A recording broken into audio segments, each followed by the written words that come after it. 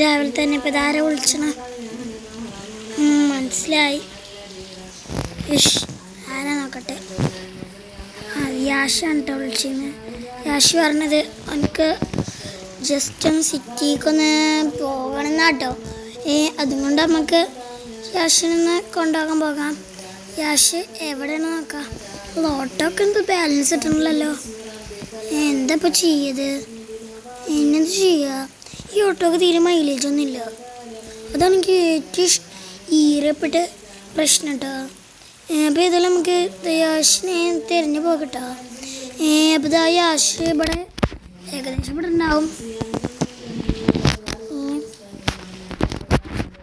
യാഷിൻ്റെ അടുത്തൊന്ന് വേഗം ചെന്ന് നോക്കാം. അല്ല അതെന്ത് പണിയാണ്.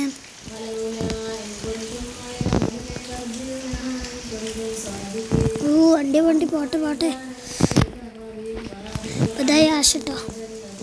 അല്ല നമ്മളെ വണ്ടിക്ക് എന്തെങ്കിലും ഡാമേജ് പറ്റുമോ? അല്ല സീൻ ഓട്ടോ കേട്ടോ. സാധാരണ ഓട്ടോക്ക് മരം വീണാലേ. യാഷ് വണ്ടി കയറി എങ്ങോട്ട് എയർപോർട്ടിൽ ഉണ്ട്. എന്നാൽ പിന്നെ എനിക്ക് ആദ്യം പറഞ്ഞോട്ടെ. ഫോൺ വിളിച്ചപ്പോൾ എവിടേക്കാണ് പറഞ്ഞിട്ട് എയർപോർട്ടിൽ അല്ലടാ. അത് യാഷ് ഭരിച്ചല്ലോ. യാഷല്ല, അത് പുള്ളിപ്പുലിയാണോ തോന്നുന്നു. പുള്ളിപ്പുലിയോ? യാഷിൻ്റെ അടുത്തേക്കാണ് നമ്മൾക്ക് പോകേണ്ടത്. യാഷ് അങ്ങനെ കണ്ടപ്പോൾ യാഷിൻ്റെ മനം തോന്നി. യാഷേ നമുക്ക് പോകണ്ടേ? എങ്ങോട്ടാ പോകണ്ട്? ബസ് സ്റ്റാൻഡിക്ക്. പിന്നെ ഞാൻ ആദ്യം തന്നെ ഓട്ടോ കയറില്ലേ. നമുക്ക് ബസ് സ്റ്റാൻഡിലേക്ക് പോകാം. ആ ബസ് സ്റ്റാൻഡിൽ കുട്ടിക്കുണ്ടോ? യാഷൊക്കെ വണ്ടിയിൽ കയറിയിരുന്നു. ബസ് സ്റ്റാൻഡിൽ എത്തിയിട്ട് കാണാം. അങ്ങനെ യാഷിനെ ഇവിടെ ഇറക്കിയിട്ടുണ്ട് കേട്ടോ. ചെറുതായിട്ട് യാഷിൻ്റെ ഇത് ഓട്ടോ കിട്ടിയെന്നോ. വേഗം ആസ്പത്രിയിൽ കൊണ്ടുപോകാം. വണ്ടി കയറടാ. പിടിച്ച് കയറ്റണ്ടായിരുന്നാ തോന്നണേ. അങ്ങനെ അവസാനം പിടിച്ച് കയറ്റിയിട്ടുണ്ട് കേട്ടോ അവന്. പക്ഷെ അതുകൊണ്ട് അവസാനം പിടിച്ച് ഞാൻ എങ്ങനെയൊക്കെ വണ്ടിയിൽ കിട്ടും. ആശുപത്രിക്കും പോകണം.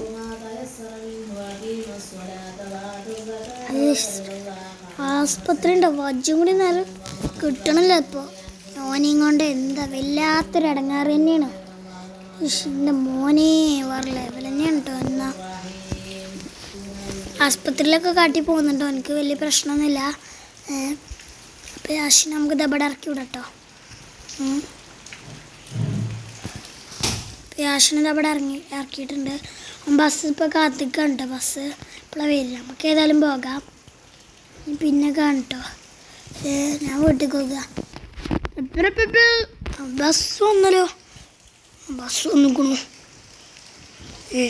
എന്തപ്പം ഇത് ചെയ്യുക? ബസ് കയറും അല്ല വേറെ രക്ഷല്ല. കയറി പോകാം നമുക്ക്. യാഷ് കയറിയിട്ടുണ്ടേ. യാഷിൻ്റെ സ്ഥാനത്ത് വേറെ ആളും കൂടി ഉണ്ടായിരുന്നു. അവരുടെ അടുത്ത സിറ്റി ബസ്സിലാണെന്ന്. നിങ്ങൾക്കൊരു ഡൗട്ട് ഉണ്ടാവും, ഞാൻ തന്നെയല്ലേ ബസ് ഡ്രൈവർ, ഓട്ടോ ഡ്രൈവർ. കാരണം എന്താ അറിയുമോ? എനിക്ക് ബസ്സുണ്ട് ഓട്ടോ ഉണ്ട്. അവിടെ ഞാൻ ഓട്ടോ നേരെ കൊണ്ടുവച്ച് ബസ് എടുത്ത് പോന്നു. I M intelligent. ആദ്യം നമുക്ക് ഒരാളിതാ ഇവിടെ ആയിട്ട് ഇറക്കണ്ടേ. ഇതാ കുറേ ആൾക്കാർ വണ്ടി കയറി കൂടിയിരിക്കണോ. യാഷിനൊക്കെ ഞാൻ ലാസ്റ്റേക്ക് കയറ്റിയിരിക്കണം. ആദ്യം ഈ പെണ്ണിന് ഒരു പെണ്ണുണ്ട്, ഇതിനിറക്കട്ടെ. അതിനിറക്കിയേക്കും കേട്ടോ. ഇതാ ഇവിടെ ഉണ്ട്. അടുത്ത ഇതാ വേറെ ആളാണ്. നിങ്ങൾ കണ്ടില്ലേ ബീച്ചിൻ്റെ അവിടെ നിറച്ച ആൾക്കാർ ഇറങ്ങിക്കും കേട്ടോ. ഉള്ളിലൊക്കെ ഉണ്ടാവുന്ന തോന്നണേ. നമുക്ക് ഏതെങ്കിലും ബീച്ചിലൊന്ന് നീന്തിയെന്ന് പോന്നാലോ? പക്ഷെ വേണ്ട, അടുത്ത കുറേ ട്രിപ്പ് ഉണ്ടാവും. ഇനി എത്രങ്ങാനും സ്ഥലത്തേക്ക് പോകാണ്ട്. വണ്ടി നിറഞ്ഞിക്കാണ്. ആകെ ഒരു വണ്ടി തന്നെ ഉള്ളു നമ്മളവിടെ. എനിക്കൊരാഗ്രഹമുണ്ട് ലംബോർഗിനിയൊക്കെ എടുക്കണം. അതെങ്ങനെ?